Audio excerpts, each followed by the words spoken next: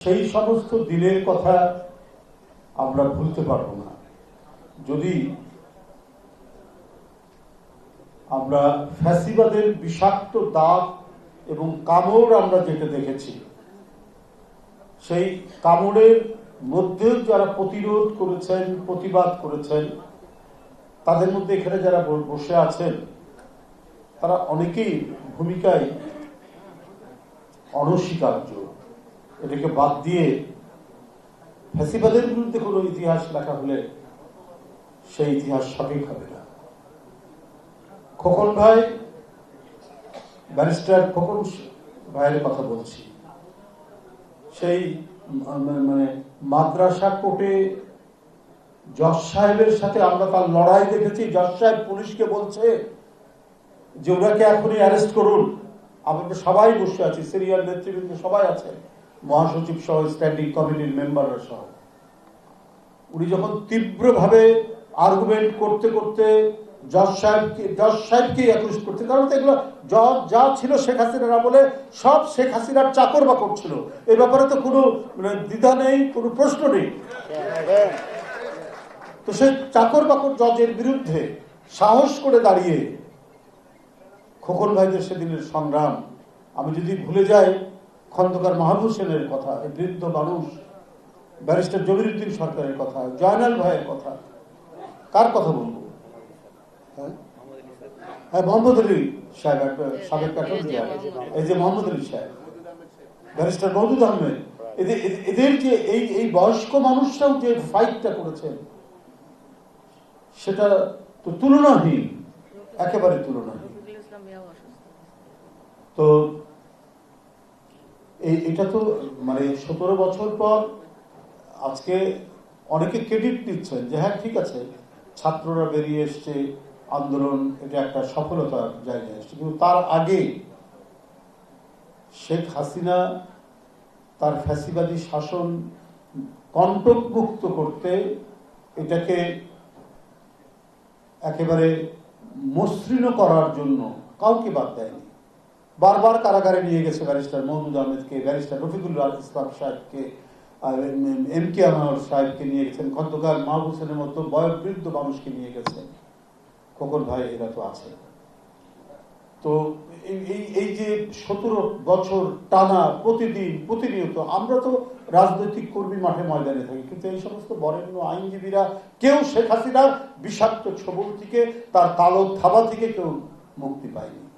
কিন্তু সেই দিন অপেক্ষাকৃত তরুণ আইনজীবী তারা তখন প্রতিষ্ঠিত, অ্যাডভোকেট মোহাম্মদ আলী, তৌহিদ, আর কার সানাউল্লাহ মারা গেছে,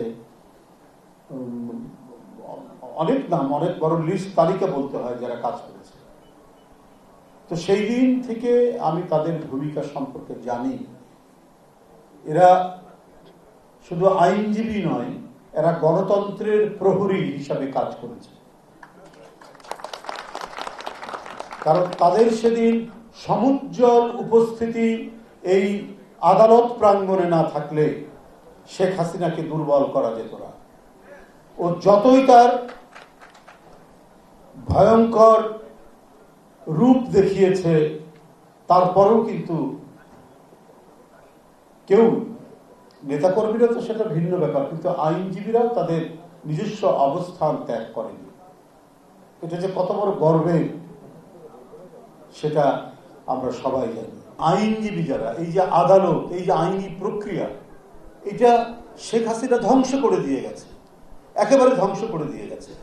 এখন এখান থেকে নতুন করে বিনির্মাণ করতে হবে। যারা সিনিয়র আইনজীবী আছেন তারা দায়িত্ব পালন করবেন, তারা শেখাবেন হাসিনার আদালতে যেন পরিণত না হয়, আইনি প্রক্রিয়ায় না হয়, যা ন্যায়সঙ্গত, যা ন্যায্য, সেই ন্যায্যতা। আর আমাদের সমাজ এবং আমাদের কৃষ্টি কালচারের মধ্যে ঐতিহ্যগতভাবেই একটা আইডিয়া অফ জাস্টিস, একটা জাস্টিসের ধারণা আছে। এই জাস্টিসের ধারণার কারণেই আমরা নীতি, ন্যায্যতা এই শব্দটি আমরা পেয়েছি। এটা এখনকার না, এটা 1500 বছর আগে, 1500 বছর আগে, 2000 বছর আগে এই শব্দটি আমরা পেয়েছি। এটা খুব সুন্দরভাবে তুলে ধরেছেন idea of justice Amartya Sen তার বইটা, বিখ্যাত অর্থনীতিবিদ অমর্ত্য সেন তার বইটার মধ্যে লিখেছেন। মাদক নির্মূল করতে হবে, এই জন্য খুবই দরকার আইনের শাসন। 17 বছর দেশনেত্রী বেগম খালেদা জিয়া মরহুমা, আমাদের চেয়ারম্যান বর্তমান প্রধানমন্ত্রী এই সুশাসনের জন্য এবং রুল অফ ল প্রতিষ্ঠার জন্য সংগ্রাম করেছেন, কথা বলেছেন। এবং দেখুন, প্রধানমন্ত্রীর প্রত্যেকটি কাজের মধ্যে আমি আইনের শাসনের বহিঃপ্রকাশ দেখছি। দি গ্রেট ম্যানিফেস্টেশন প্রধানমন্ত্রীর আচরণের মধ্যে। তিনি প্রধানমন্ত্রী হিসেবে বহর নিয়ে যাচ্ছেন, আপনার রেড সিগন্যাল পড়েছে ট্রাফিকে, উনি দাঁড়িয়ে গেছেন গোটা বহর নিয়ে। এটা তো সুশাসনের একটি ইঙ্গিত। আপনি জানেন বাজেট গতকাল পাস হয়েছে।